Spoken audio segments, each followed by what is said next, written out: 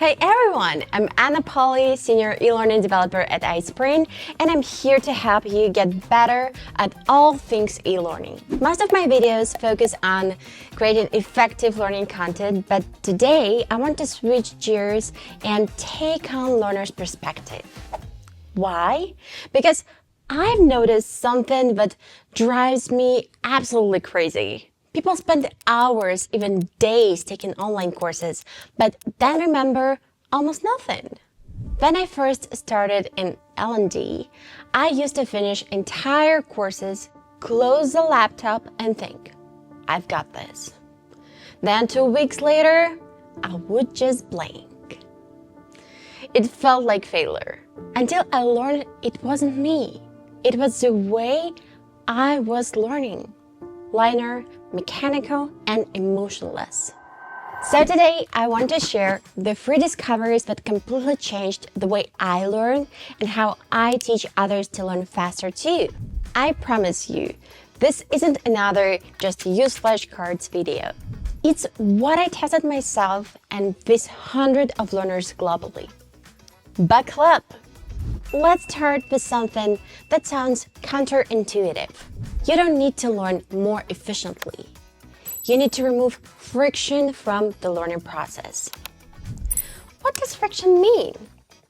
It can be jumping between tabs and apps, a messy or distracting workspace, long unstructured lessons, notification and multitasking, confusing course design or navigation. Basically, it's anything that slows you down and distracts you from learning. Every bit of friction drains focus. When researchers studied why people dropped out of online higher education courses in 2024, the top reason wasn't difficulty, but these exact friction points. So look around you and review your learning process. What's stealing your energy, time, and concentration? It might not be what you think. And don't automatically blame your screen time, although it's a big one, I admit. Sometimes it's your workflow, constant app switching, an open Slack window, or too many browser bookmarks labeled as check out later. Or maybe it's decision fatigue, like when you have to ask yourself, where do I start reviewing? Every time you sit down. And sometimes it's the learning content itself.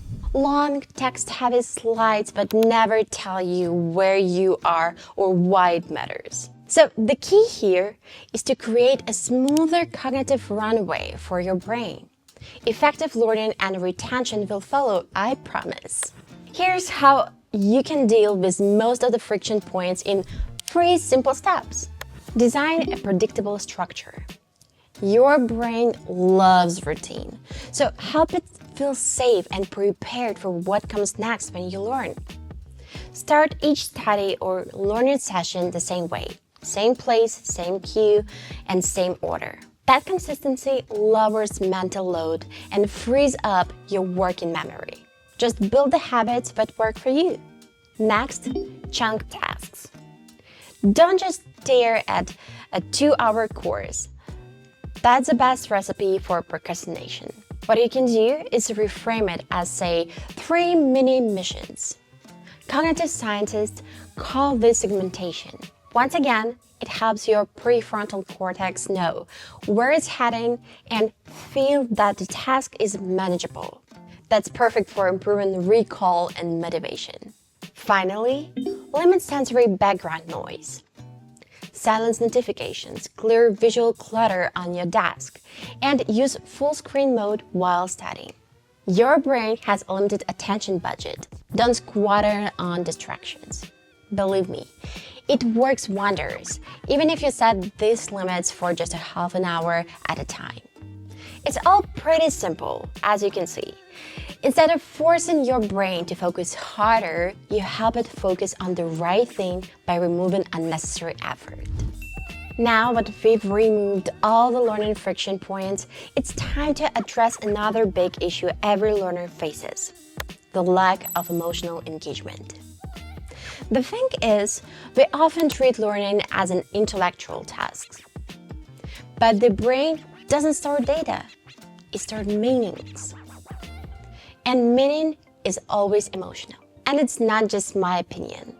When neuroscientists tracked long-term memory formation, they found that the amygdala, that's your emotional center, tags memories that feel personally relevant or emotionally charged. That's why you still remember your first boss's weird motivation quote, but not half your colleague lectures. So if you want to learn faster, you need to make your brain care.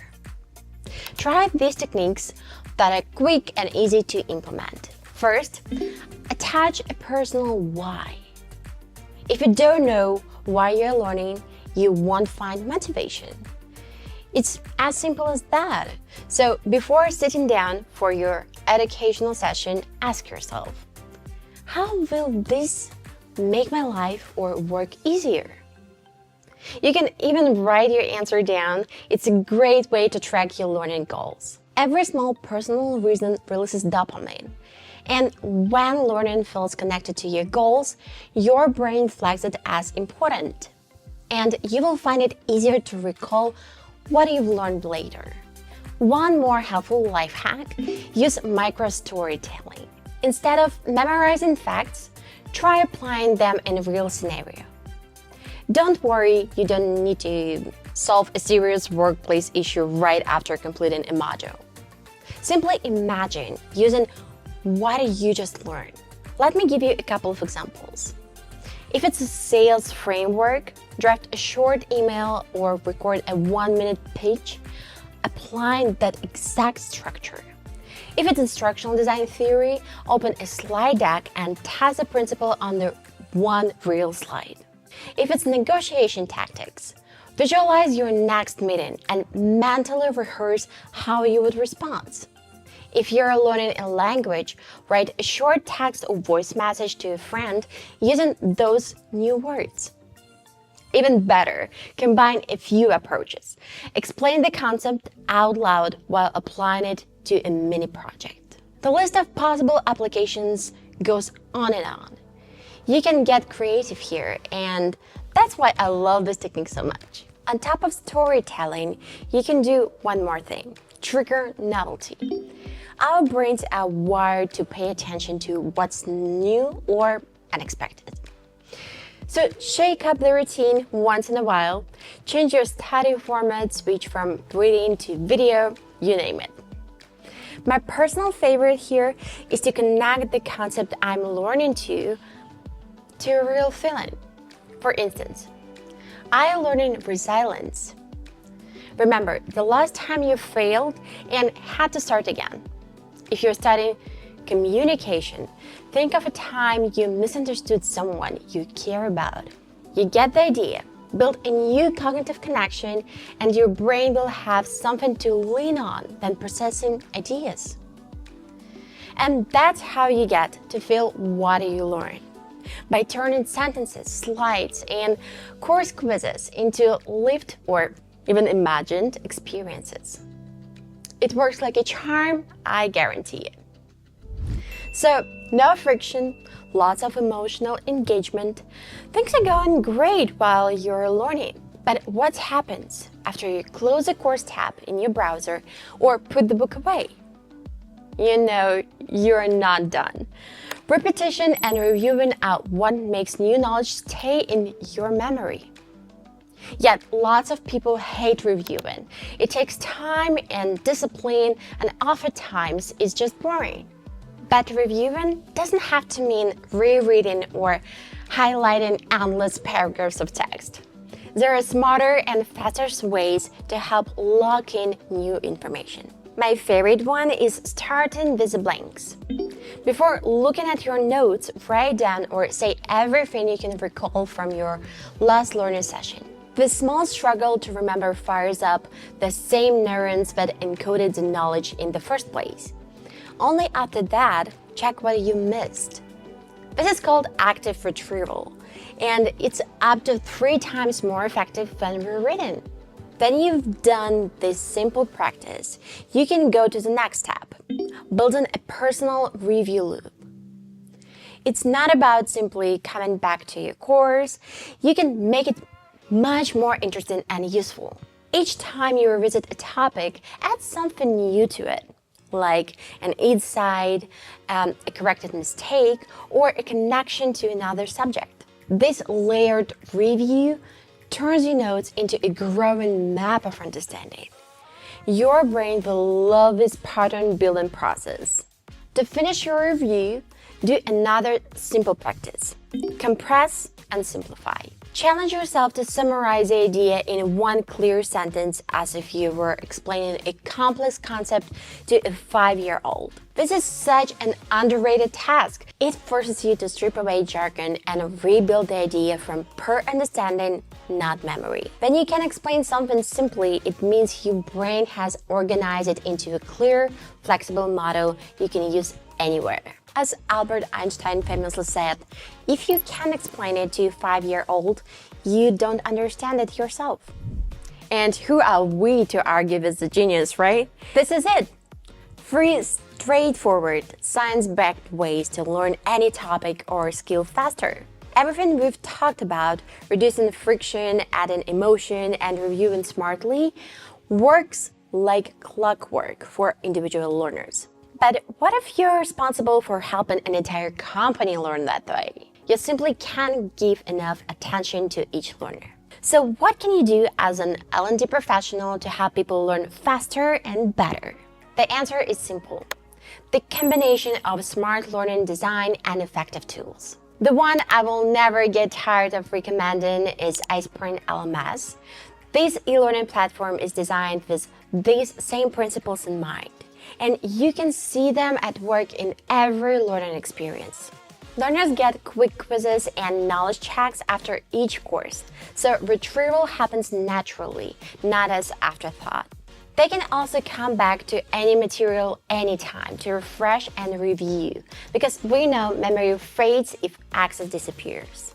And the system gently reminds them when it's time to revisit the skill, so review becomes a natural rhythm. Besides, thanks to the integration with the iSpring Suite authoring tool, L&D professionals and educators can create beautiful, immersive courses that learners will want to come back to and actually engage with. No boredom coming from walls of text on dull slides. And behind the scenes, L&D and HR teams can see how these habits grow. Dashboards and detailed reports track who's learning, where knowledge gaps appear, and which program improved people's skills and performance best. Give iSprint LMS a try if effective, purpose-driven learning is at the center of your L&D philosophy.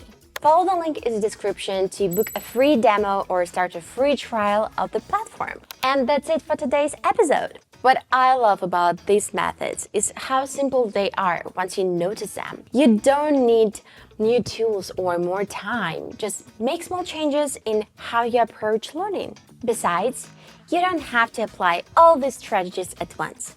Choose one and experiment with it this week or next. Reduce friction, add emotion, or review the smart way. See how it improves the way you learn, reflect on the results, and move on to the next approach. And of course, come back to the video and tell me in the comments which one helped you most. I would love to hear how it works for you.